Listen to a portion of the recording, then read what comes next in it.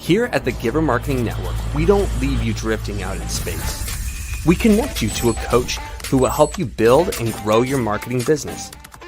Our process acts as a guide on how to connect with other businesses, maintain good relations, and establish a presence on the Giver Marketing Network. Each member within this collaborative group will have the opportunity to leverage your talent and influence, a true network effect. If you are looking to collaborate on more projects, welcome to the Giver Marketing Network, the most trusted and highest rated collective of specialists on the planet. Here we have a group of like-minded professionals who focus on making valuable introductions and helping each other grow by teaming up. Imagine Upwork meets a network and a coach. The talent collectively includes services like visibility and SEO, creating logos, designing websites, managing social media, outreach messaging, visual storytelling, and much more. Think of what you could do with laser-focused allies strengthening your business while offering your talents to the entire network. Click near this video for more information.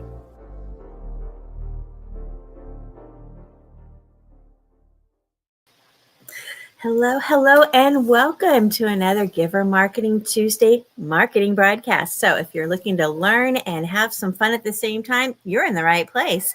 Shout out to Kingdom Warriors. Shout out to our Giver Marketing Network, Selling with Dignity. We are in all sorts of wonderful places. So come hang out with us. We love collaborations. If you want us to broadcast to your location too, reach out. Let's talk. I'm excited today because we've got Steve Reiter in the house. Woot, woot. Hey, Steve. Hey, Christine. How you doing?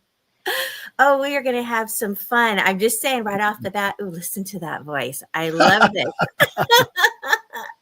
So this is, if you can't tell already from the sound of that voice, we're talking audio today, aren't we? Yes, audio. Yeah, I come out of a radio background, internationally syndicated radio. I worked for a little nonprofit here in Colorado Springs called Focus on the Family, worked my way up through the ranks, became the chief audio engineer. In 2008, we were inducted into the Radio Hall of Fame. And then I left with the founder to go help start Family Talk, which our marketing company told us was the largest rollout in radio history. And wow. So I left in 2012, stepped out on my own, and been doing this now for, this will be the 13th year. Earlier this month was 13 years. Wow, that's awesome. Look at the background in that. Oh my goodness. I know we're all going, you sound great. You've got this fancy microphone. Talk to us. What do you have there? What is this? Okay, so this is an Audio-Technica AT2020. And a former coworker of mine who was a semi-professional blues musician and now is living in Florida, traveling, playing music all over. I went to his home studio. And he pulled this microphone out and he said, Steve, this is the best dollar for dollar mic in my studio. He had many mics that were much higher priced. The regular version of this is about $100 on Amazon, and the USB version is around $150, I believe. And so I've got mine going from here into a Scarlett 2i2, which is an interface, an analog to digital converter interface into the computer. And so I've got a pop filter, one of these metal pop filters that I like this better than the old fashioned, almost look like black pantyhose pop filters that you would see sometimes on studios, because right, this now, actually. When you say pop filter, what is that to the rest of us? Okay, so a pop filter helps to diffuse or stop the plosives when a P or a T or one of those hard not really doesn't give a whole lot of air, but when you do a P, you stick your hand in front of your P, that right. In front of your hand, when you do a P sound, it's going to hit the microphone and it creates a distortion almost that you want to avoid, because plosives can be just annoying, and it takes a millisecond for the microphone to actually get back. So it really disturbs the diaphragm of the microphone. And so diffusing that air is much better than those old pantyhose pop filters that you see back in old videos of recording studios. Pantyhose. Yeah, exactly. And so so I've got this, and then I've got a mic arm, and yeah, it's in total. My setup Uh-huh. is, I think, around $300, maybe $350.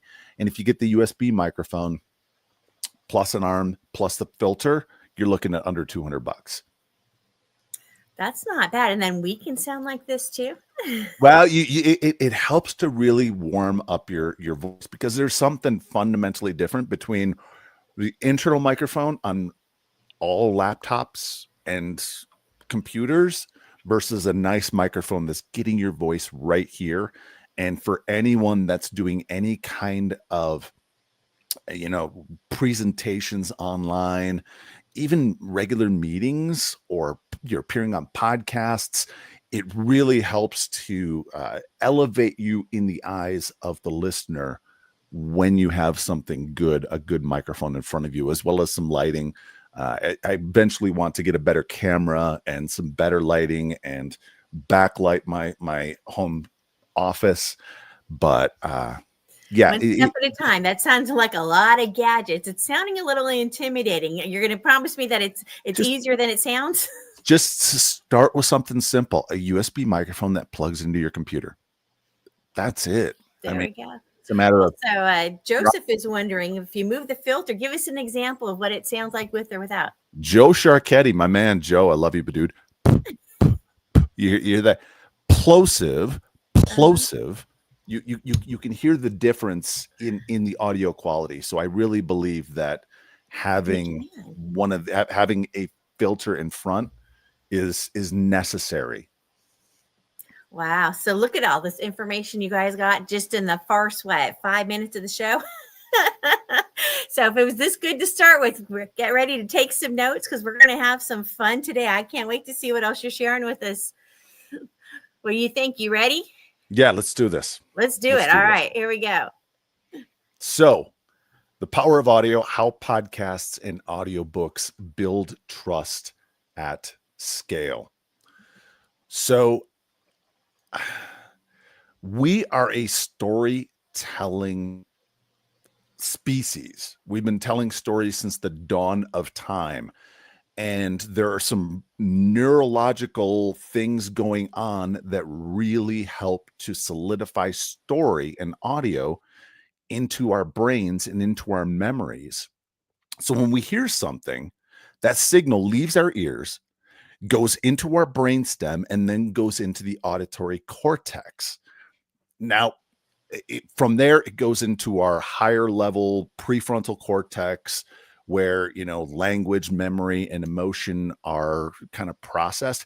But it also can emotionally salient sounds that trigger our emotions, or stories that trigger our emotions, also are routed into the limbic system, which is it's plays a major role in emotion, behavior, motivation, long-term memory, and sense of smell.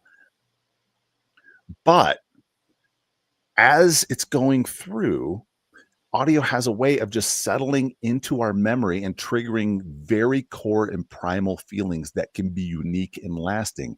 I found stories to be so powerful. I'll give you an example.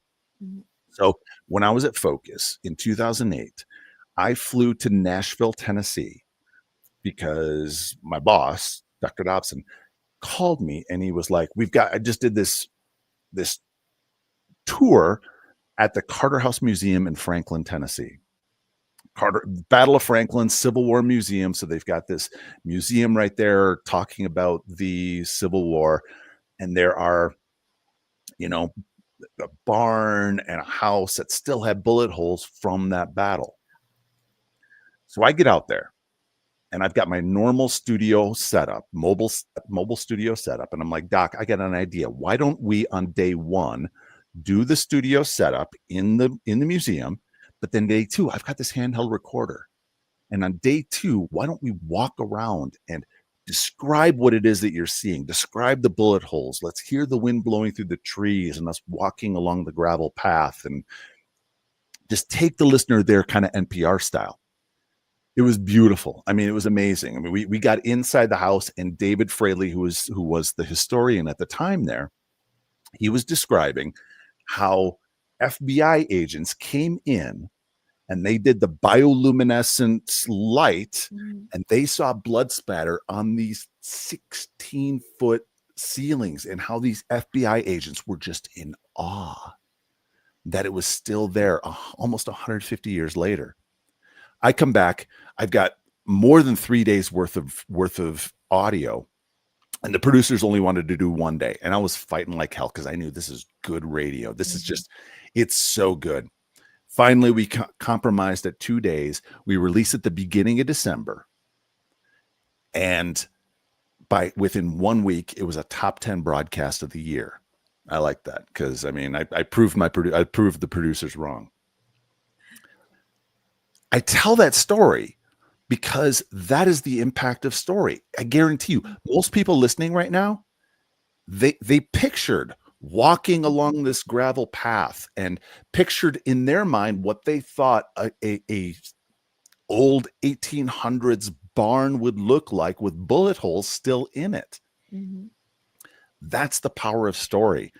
And in 2014, the Journal of Educational Psychology Review study, they did a study called Implications of Cognitive Load Theory for Multimedia Learning. They found that we learn better from hearing than seeing. Researchers found that the retention rate for auditory input was 60 to 75% versus 25 to 40% for visual input. And why is that? Audio, especially in the form of podcasts or audiobooks where someone has earbuds in and they're listening, it can be really intimate. And so anytime someone is appearing on a podcast, or they have a podcast, or they're writing a book, be sure to include stories. There it is. Write that down, folks. You don't want to remember that. So a number of people, I would assume, think, yeah, there's so many podcasts out there, it's probably reached its market cap, and it really hasn't yet. Podcasting is still growing. 64% of the U.S. population has listened to a podcast. 42% of the U.S. population has listened to a podcast in the last month. 31% of the population has listened to a podcast in the last week. Now, those numbers still continue to grow, as you can see from Edison Research, and Edison Research has been leading the charge on tracking podcasting, tracking audio listening on the internet, all those kinds of things. The market for podcasts skews slightly male, 53% versus 46%, but they are more educated, they are more employed, and they are more affluent. And so while starting a podcast may not be something that everyone needs to do, in fact, I don't think everyone needs to do it. I think if someone is growing a business, they need to be appearing on podcasts. They need to look at podcasts and show up on them. Since 2015, the average time weekly podcast listeners spend with podcasts has doubled. And the beauty of it is podcasting can be very hyper niche. So if you are talking specifically to single moms who have a business, that's who you want to talk to, and you're consulting for them and you're kind of trying to build a market with them, absolutely. I guarantee you there are single mom podcasts out there. There are podcasts for only pastors. There are podcasts for specific food types that people like. Bradley Chaddock, Holy Smokes Club podcast. That's a podcast that I've been doing now for a few years. Holy Smokes is, as far as we know, the world's largest private cigar club. We have 5,500 members around the world and chapters all around the world. It's great. I love it. There you go. If you have a specialized audience that you want to talk to, podcast is the way to do it, huh? Yes, absolutely. I mean, it's, and here's the thing. I mean, anyone knows that all it takes is 500 rabid followers that are subscribing to what you're doing. You can make a living versus, having 10,000 that aren't really engaged with you, but they just kind of follow you. There's something fundamentally different between that. So you're saying the podcaster, the followers are more likely to engage and really be part of the tribe, as opposed to perhaps having 80,000 followers on Instagram. That's much harder to convert. Absolutely. What we have found is that advertising podcasts on social media can help to get new people into the ecosystem, but especially when it comes to the algorithms and them wanting you to pay as a business page to get to spread the word, they really throttle the reach that social media has. Whereas podcast, email list, those are direct connections to the people that are potentially following you. And so like you mentioned the throttle on that, right? We all know that when you post something on social media, just a small percentage of your audience actually sees it, right? Yes. Whereas when it comes to podcasting, they're following you and they're interested. They're actually going to come find it. They're going to come listen to it. They're going to subscribe to it, right? If you send it to them in in the email, right, it's sitting there right there waiting for them. Yeah. Much more direct. Absolutely. Absolutely. A friend of mine and I started a podcast 11 years ago called Eternal Leadership. And what we did when we started Eternal Leadership is we partnered with 2 organizations that didn't have podcasts and at the time had no interest in starting a podcast. But we would bring on a Pinnacle Forum partner, and we brought on a Halftime Institute alum once a month. So 2 out of the 4 to 5 weeks every month were a Pinnacle partner and a Halftime alum. And they blasted it out every single month to their email list. And that first 6 weeks that we were eligible at the time to be listed in New and Noteworthy, we made it to the front page. We were number 1 in business for quite a while. We actually made it to the front page. And so I often tell people, if you're going to start a podcast, try and find some partner organizations that don't have one that you can bring on and use their email list, leverage their email list and social media reach to start to really grow your show. I am loving that. As the networking diva, I'm all about collaborations. And that was a prime example of how to collaborate to get your business really rocking and rolling right there. Great example, Stephen. Thank you. Thank you. So if someone listening has a book, you need to have an audiobook.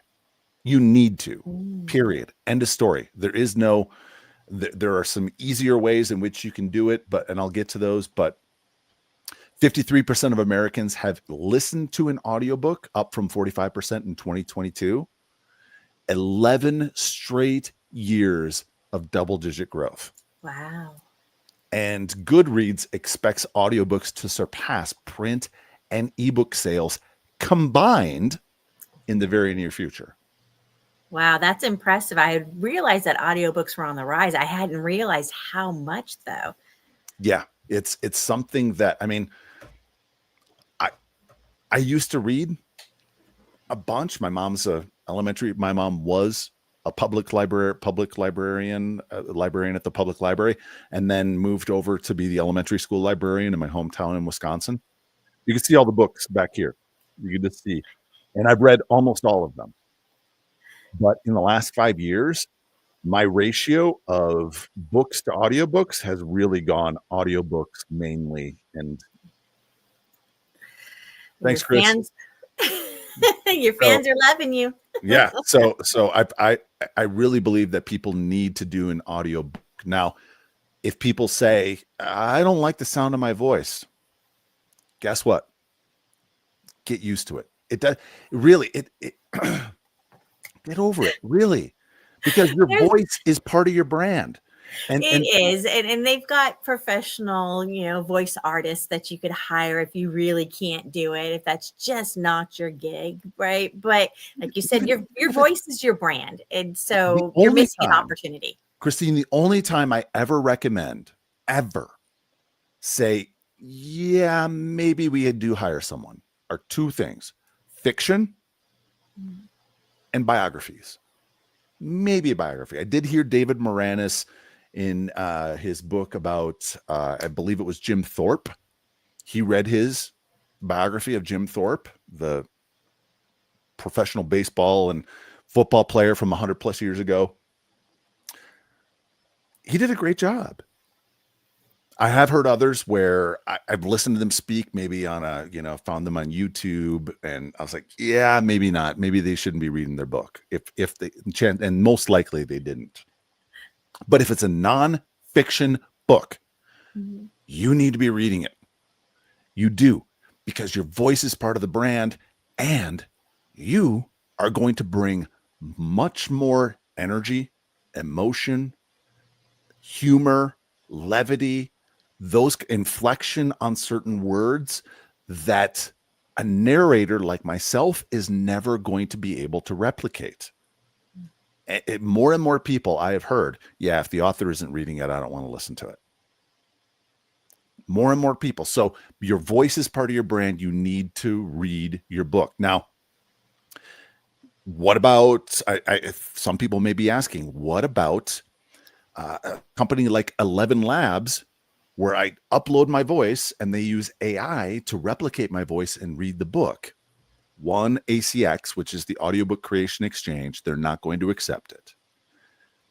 Kindle Direct Publishing does have the ability, to automatically through their virtual voice library to move it over into an audiobook. But again, they're not going to bring that emotion and that inflection, and people don't want to hear it.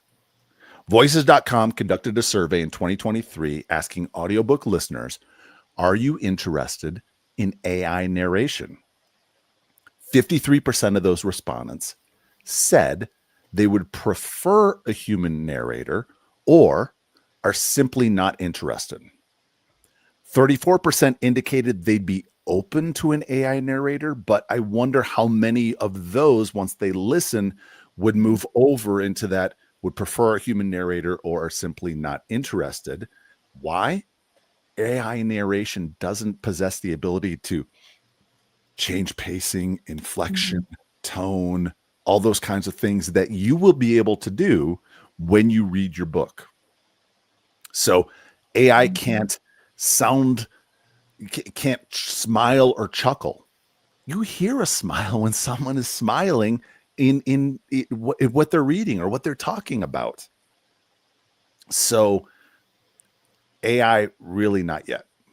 Yeah, I'd be curious to see if they did a test, right? Which one did you like the sound of better, right? That'd be a great one. That'd be a great one. Yeah. So if you have a book and I do need to do an audiobook, one of the things to consider is audiobook extras. I heard this from David Goggins, and I've taken it with clients and I've kind of morphed it into something more, where at the end of every chapter, you can have maybe a short interview from peers, colleagues, people you look up to. Maybe you can have a short conversation where a co-host sets you up to talk about things that maybe were taken out in the editing process, or if the book was released a couple of years ago, maybe some updates, some new stories, some new stats that you could talk about. Or I've had a couple of clients where at the end of the book, they've just done a kind of a longer form podcast where someone interviews them, and it's some summary thoughts and maybe a tease for the next book. The beautiful thing about that first one, where you're interviewing peers, colleagues, people you look up to, is many of them may be willing to email that out to their email list and blast it out on social media that they appeared on your audiobook. So then you get that added collaborative marketing effort. I have our first audiobook that we worked on, our very first one, Mike Kim, he wrote the book, You Are the Brand. And he did exactly that. I pitched it to him like, hey, what do you think about this? And he was like, I love it. and he did those interviews. And he leveraged all of those connections for each of those chapters into making the Wall Street Journal bestseller list and the USA Today bestseller list. So audiobook, and also it gives, for people that bought that print and or ebook or both, it gives them an incentive to maybe buy the audiobook in addition to that. Because you've got those extra takes on it that the print version didn't have. Yeah, I could see that. And then you've got guys like me who, when I'm reading a book, I actually like to listen to it as well, because it helps to solidify those points. And so for like the books that I really want to dig into, like the last one that I listened to and read at the same time was Peter Attia's book about his health book. I forget the name of it right now. I'm spacing it, but Dr. Peter Attia, he's a doctor now in Austin who has a podcast called The Drive. It's all about health, and Peter's amazing. I listened to it and I read it.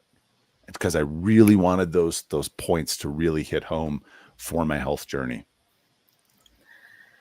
Wow, the great advice. There it is. If you want to really learn something and dive into it, get both. So if you don't have a book yet, but you've thought about it, ChatGPT and all the other AIs, Grok, etc., large language models, they can really help you to build a book. And if you're an auditory processor, starting a podcast is a great way to help to build a book. I mean, great place to grab that content, right? And yes. Yeah. So you can take all of those transcripts, throw in, and you have services like Descript, Otter AI, Riverside.fm.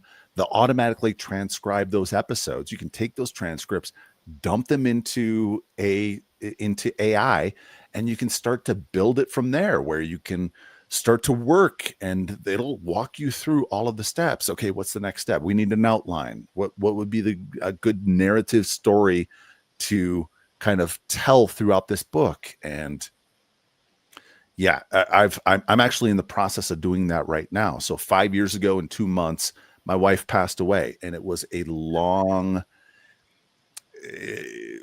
she dealt with health issues our entire marriage, lupus, rheumatoid arthritis, and in 2014, she was diagnosed with pulmonary hypertension. So she had a long health history, complex. She thought she had COVID. It wasn't COVID. Her doctor wouldn't see her in person. You can't diagnose a lung infection that's developing into pneumonia and sepsis over virtual visits. And so she ended up getting hospitalized, 21 days in the hospital. I was never allowed in until she was dead. Oh, no. I created a nonprofit called the Never Alone Project. The goal is ultimately to see federal legislation that protects a patient's right to at least one screened loved one per day, no time limits, no matter what's going on, because isolation was killing people. We have study after study shows having a loved one there aids in the healing process. And then conversely, way more studies show the detriments of loneliness. So in trying to keep this thing moving forward, I started a podcast last year where I'm interviewing people and getting their stories and interviewing experts and those kinds of things. I'm taking all of those transcripts and I'm going to do two things with them in AI.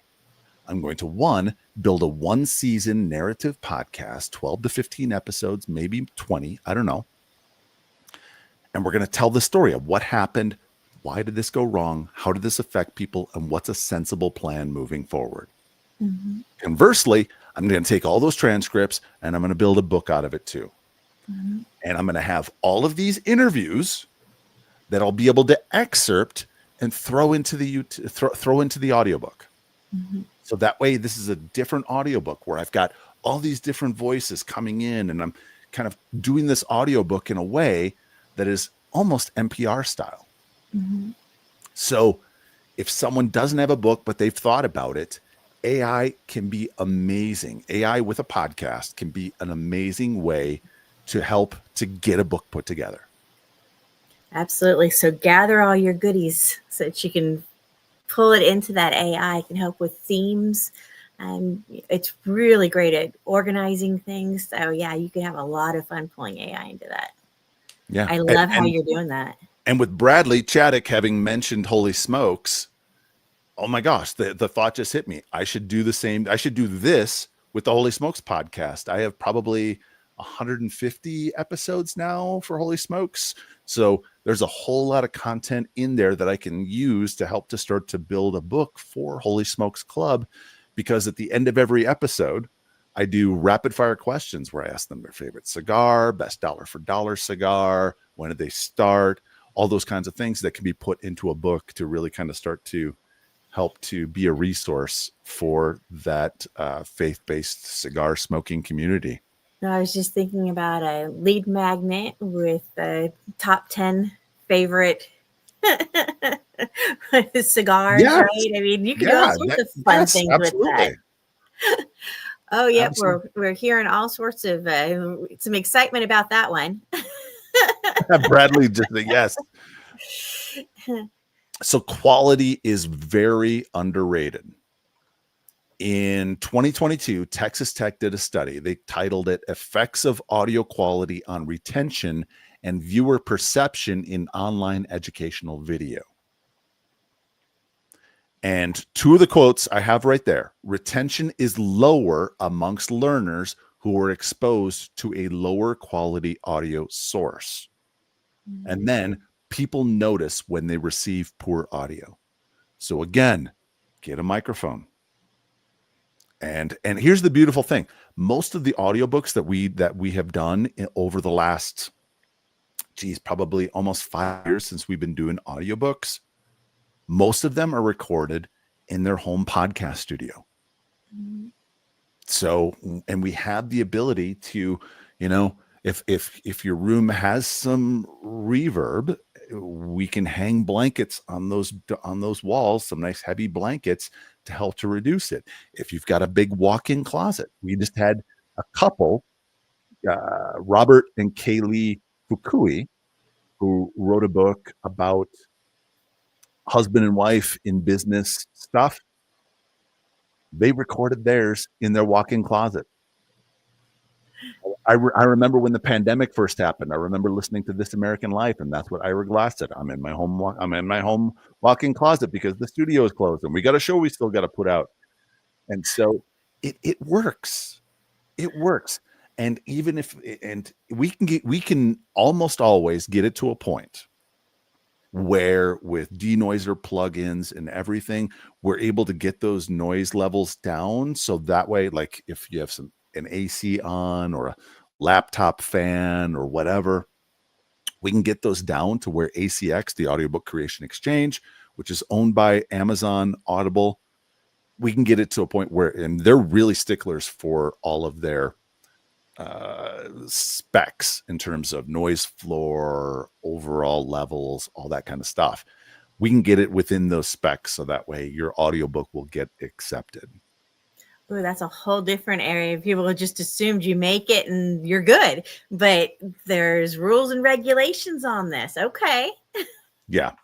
Yep. So working with someone who is a professional can definitely help.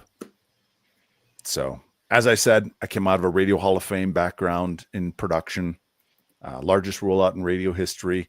And I've got 2 freebies for anyone watching this, listening to this, where you can email me and I'll send you a PDF about how to guest on podcasts. Because like I said, not everyone needs to start a podcast, but I think just about everyone, if you're growing a business, you need to appear on podcasts. And I've got some tips and tricks on how to get on podcasts. Mm-hmm. And then also, if you just want to just jump on a call with me for a consultation and talk about what you're doing, I'll throw out ideas for free. Just it's a free call, 1 hour call where we can just riff, talk about what you're doing, and see if where you are in your journey. And because ideation, so I don't know if you're familiar with StrengthsFinder 2.0, but it's 34 strengths listed 1 through 34. It's created by a guy named Clifton. It's now run by Gallup organization, bought it. It's 34 strengths that are divided into 4 quadrants: strategic thinking, influencing, execution, and relationships, I believe, is the fourth. And my number one strength is ideation. So I love coming up with new ideas. And my number 4 is strategy. So I love coming up with new ideas and seeing, oh, we could do this, or we could do that. Let's take what you're doing over here and let's repurpose this over here. And those kinds of things. Well, I just dropped your LinkedIn link in the comments there. So if anybody wants to reach out, go ahead and click on that and reach out and send a connection request to Steve, because if he's going to have that call with you, I think you've got lots of opportunities and things they might want to talk to you about. I don't know about y'all, but I've been going, mental note, need to remember that, right? So your list that you've been writing down is probably getting pretty long about now. So yeah, I'm here. I've got 10 editors that work for me, 2 producers, and we produce podcast, radio, audiobooks, and the video associated with those projects. So yeah, it's amazing once you really start diving in. You don't realize what you don't know until you find out that you don't know it, right? So most people were probably thinking, oh, you just get on, you talk. Oh, no, there's more to it than that. If you want to sound really good like Steve, right? He gave us those details on the what he's using to speak, right? There's so much that really goes into it, or the rules of being able to submit your audiobook, right? So a wealth of knowledge. Absolutely reach out to Steve, because I know I have more questions are popping in my head as we go. If anybody listening has any questions for him, pop those in the chat and we'll see if we can address those as we're going, because wow, just amazing. I'm going to go ahead and drop your email address. And also you're saying that they can email you did you have something special? yes, I've got that PDF of how to guest on podcasts. Ooh. So how to find podcasts, how to reach out to them in a way that will make you more appealing than most of the emails that we get as podcasters, because we get lots of emails, these PR companies or these podcast booking companies. So often they'll just send an email saying, hey, I've got a guest. Mm-hmm. No, let's massage. If you want to appear in a podcast, massage that relationship a little bit. Talk about how much listen to an episode and tell them what you liked about it. And then, oh, hey, I can also talk about X, Y, and Z. Are you guys taking guests? And start to massage that relationship so you're appearing on podcasts, because like I said, not everyone should start a podcast. And here's the beautiful thing. Even if you do start a podcast, you don't have to start it and go on forever. It can be something where it's every other week. And if it's every other week, okay, well, hey, it's just sitting down and recording once or twice a month at most. Because you sit down and you record 2 episodes in one sitting, you're done for a month. Mm-hmm. Or almost a month. And so you stack those and okay, here you go. Most people can find a couple hours once a month or twice a month to do something like this. Doesn't have to take over your life is what you're saying. Exactly. Or also, I mean, I've thought about this for Joe Sharketti. He was the first one to comment in during the stream. We went to church together for a while. And while I was going to church there, I thought, hey, most churches, with their podcast feed, all they put in there is the weekly sermon. That's it. 99% of the people I've ever talked to that sit in the pews, they don't re-listen to that sermon. They don't. 99% of the people don't. What is something that a church could be putting into their podcast feed to help deepen community, grow relationships, all those kinds of things that a church is trying to do?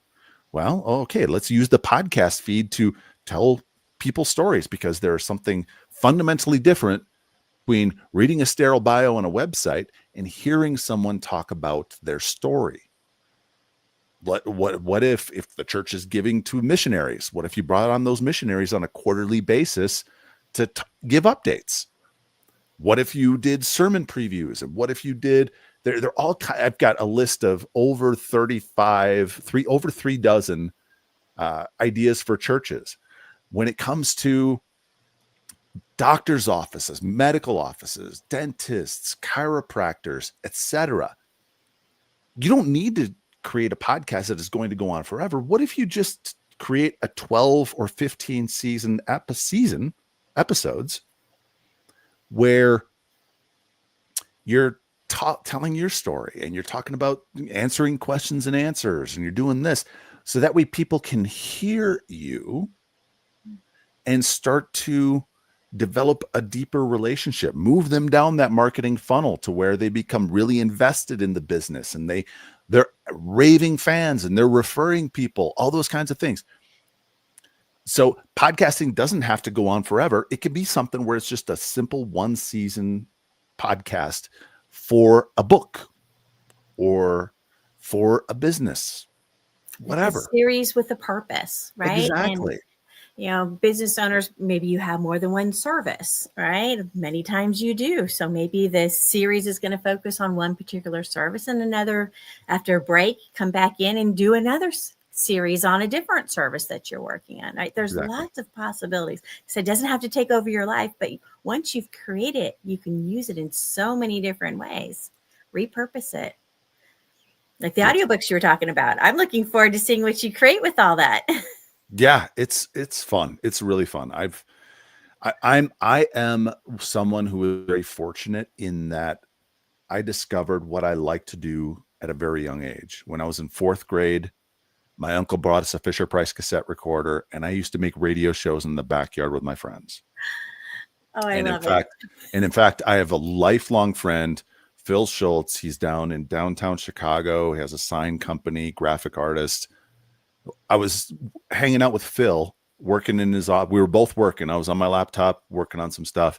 He was working on his stuff, and he looked over to me. He was like, "I think it's funny you're working in audio and radio. Do you remember when we were kids and we used to make radio shows in your backyard?" And then in 6th grade, I hosted a kids news segment at a local radio station. And then when I was a senior in high school, I had a friend of mine who I knew since the 1st grade, Patricia Cadena. And she looked at me and she said, "Steve," we were making a radio spot for the morning announcements. And when I was doing it, while we were doing it, she looked at me and she said, "Steve, I've never seen you smile like this before." And it was during a time in college where I really wasn't sure what I wanted to do. I remembered those 3 things, and I was like, yeah, radio, audio production, that'd be fun. So yeah, I'm fortunate in that I'm doing something I've loved my entire life. And that's a whole nother topic for a podcast right there too. Yeah. Loving what you do makes a huge difference. Like you said, you can hear the smile, right? You put that energy out there. I love that. Obviously, you're very passionate about the whole voice. And I got to tell you, I've never thought about it as deep as we've gone today. And, you've got me thinking in whole new lights. Right? So maybe I'll get inspired. I need a big microphone in front of my face. And what did you call the thing right there? Pop filter. Your pop filter, right? Yep. So I don't need to pull out one of my nylons and put over the microphone. We're good. We can have some fun with this. Yeah. I love that. Tell us again what that was. If they're loving the sound and the way you're sounding, Yes. What do you have again? So this is an Audio Technica AT2020. So I'm going to throw this. I was going to say, we're not going to remember that. Give us a hand here, Steve. Audio Technica AT2020. And they have a regular version, which is this one, and they have a USB version. The USB version is super easy because all you do is you just plug it into your computer and boom, it's there. You just make sure whether it's on Zoom, whether you're recording it, whatever, make sure the microphone is set from the internal to the microphone. And then if you want to step it up, if you have a home setup and you just want to take that up just a hair, to where only the audio files, only the audio files are going to be the ones that are going to notice the difference. You can get the regular AT2020, and then you can get a Scarlett, either a Scarlett Solo, and it's Scarlett with 2 T's, by Focusrite. The company is Focus, R-I-T-E. Focusrite makes some amazing microphone preamps for studios, high-end studios. Focusrite preamps are really, really good. And so they make a consumer version that is a converter, an analog to digital converter. And they make the Solo, the 2i2, and 8i8s and some bigger ones. But chances are nearly everyone, all they're going to need is a Solo if it's just one microphone. If you're looking at possibly two microphones, getting a 2i2, or if you are going to have 4 microphones or potentially 8, getting the 4i4 or the 8i8. But yeah, that was a lot of nerd speak right there. So listen to that one more time, right? So you might have to rewind things and listen to it again and catch all that, because that was a lot of details for those of us who are like, you just plug it in and it goes, right? Yeah. All about the plug and play. Chris is wondering, do you recommend audio and video for a podcast? Yes. Plain and simple. That's a short answer is yes.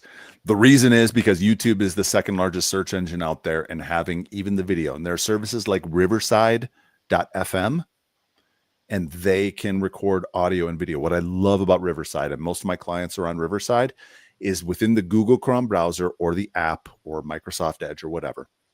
It doesn't work with Safari, but it does work with a number of browsers. And they do have an app. They record uncompressed audio and HD or 4K, depending on the camera, video directly within that browser or app. So instead of a service like StreamYard, where my feed is going to StreamYard, Christine's feed is going to StreamYard, and if my internet has a hiccup or a glitch, which I think it might have at one point, you're going to get that glitch. Whereas with Riverside, because it's recording directly within the browser, you know what is going to be uploaded, what is being uploaded in the background is uncompressed, unglitchy. It's directly within that browser. And so you can take that, and Riverside has some basic editing tools. So you can throw clips onto social media, and you can post it to YouTube and post it to wherever. So Riverside is amazing. And yes, I do believe that people should be doing video. Now in the podcast feed, only release audio. Because back in the day, especially when people were paying for data, now most plans are unlimited, but it's just a tax on the memory storage on the phone and downloading and bandwidth, all that. And plus, just have it there on YouTube aids in discoverability. I can't tell you the number of times, and most people that I've talked to, they don't listen to podcasts on YouTube, but they do find them, and then they go to their podcast app and listen to it there, especially if they become a subscriber and become a regular listener. More wealth of knowledge right there. So if people are thinking about starting a podcast, is that something you could talk to them about? Absolutely. Yes. We can help get them started. We can walk them through and see if it's even a good thing. Because maybe right now to start out, it's good for them to just appear on podcasts. And maybe down the road, or maybe it's never they start a podcast, but they just appear on podcasts. It totally depends. It totally depends on the situation. Because there's nothing worse for me than getting someone started and having to babysit them every step of the way and try and push them along. No, this is something that I want them to be able to run with, and for us to be running alongside, helping them, so that way their time is spent not on editing, not on all of the details after they record, but their focus is on getting new guests, prepping, interviewing, and interfacing with their community. That's all a podcaster needs to be thinking about, is just those things: finding new guests, prepping, interviewing, and building community. Right. Not worrying about all the technical stuff and what happens to it afterwards and where it should go. And keep them focused on what they do best. Exactly. I love that. So if they're thinking about it, they should reach out and talk to you. We dropped your email address. They can reach out to you there, or your LinkedIn profile, make friends and get connected there. Now, what if they were like, I already have a podcast, but he's got some brilliant ideas on how to make it more powerful. Can they have a conversation with you about that? Absolutely. Let's jump on a call. And just kind of see where things are, what you're doing, who you're working with, if you're working with anyone, and see if, if nothing else, I can just maybe give you a couple ideas, or we can help take all the editing off of your plate. And so that way you can focus on those big 4 things. Absolutely. It's nice to not have to worry about that, right? Yeah. Or maybe it's coming up with some new ideas. Hey, what if, Mhm. okay, you're doing this thing over here. What if you repurpose this into the podcast feed? What if you take this and you put it over here? And I love talking about stuff like that. Love it. It's fun. So you can get on a call with them and have some fun having that conversation. Now, you mentioned that the free PDF that you have, if they drop you an email, right? How to get booked on podcasts. Now, is that something that you do? Do you do the podcast bookings for people, or you just do the productions? No, we just do the production. Okay. I have some PR people and some podcast booking companies that I know and trust that I can introduce you to. Okay. Especially if you've got a book coming out, if you've got something like a big new service that you're unveiling, releasing, you have a big launch coming up, whatever, getting on podcasts needs to be something that you do. And the PDF was really created for people that are doing it themselves, or they have a virtual assistant that can help to get the word out. And so it's really just to kind of help to get them going, so that way they can get themselves, or their assistant can get them booked on podcasts. Fantastic. I love it. Thank you so much, Steve, for coming in and sharing all this knowledge with us. And I know you've got people thinking about, what can I do to make my podcast more exciting? Or maybe I do want to start one. So reach out to Steve, because, oh my goodness, once again, emails on the screen, websites on the screen. So your business is Right Turn Media. So rightturn.media. Go check it out. See what else he's up to. I'm sure there's all sorts of wonderful goodies on there. I'm going to pull that off the screen. So thanks, Steve, for hanging out with us today. Appreciate having you here. And that's it for another broadcast, our Tuesday marketing broadcast with Giver Marketing. We're here every Tuesday. Tune in and have some fun with us. Now, also on Wednesdays, we have a ongoing networking for marketers. So if you're a marketer, if you're in the media space, maybe you have podcasts, whatever that space is, if marketing is your baby, then come hang out with us. Don't be a lonelypreneur. So on Wednesdays at 8 a.m. Pacific or 11 Eastern, we're always at givermarketing.com/networking. And you can come hang out with me. I always host that on Wednesdays.